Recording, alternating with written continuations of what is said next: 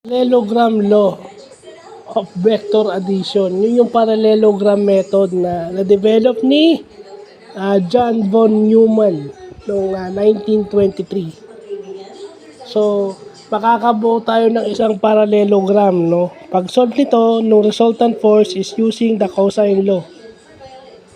P squared plus Q squared plus 2PQ times cosine theta o yung cosine law na tinatawag yung resultant, yung sum ng forces. And then yung angle niya, ayan, given din.